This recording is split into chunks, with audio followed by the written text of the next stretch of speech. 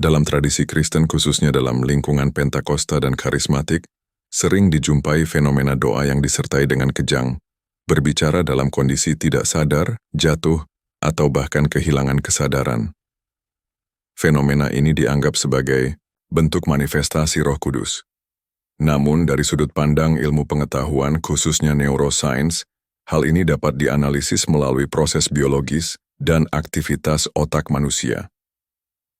Pertama, aktivitas otak dalam keadaan trans dan ekstase. Penelitian oleh Newberg et al. 2001 menunjukkan bahwa selama pengalaman spiritual intens seperti doa dan meditasi mendalam. 1. Aktivitas di lobus frontal, bagian otak yang mengatur kesadaran, kontrol diri dan logika, berkurang. 2. Sementara itu, sistem limbik yang mengatur emosi dan pengalaman spiritual justru meningkat aktivitasnya. 3.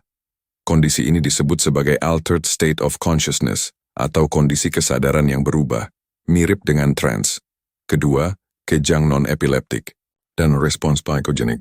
Fenomena kejang atau jatuh saat berdoa juga dijelaskan dalam dunia medis sebagai psychogenic non-epileptic seizures, PNS.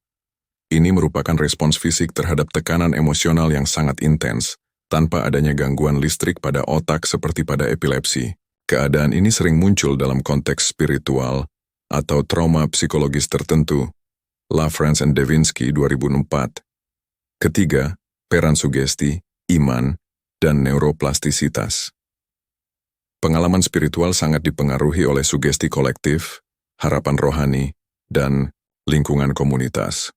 Dalam hal ini, neuroplastisitas memungkinkan otak menciptakan jalur pengalaman yang khas saat menghadapi stimulasi rohani berulang.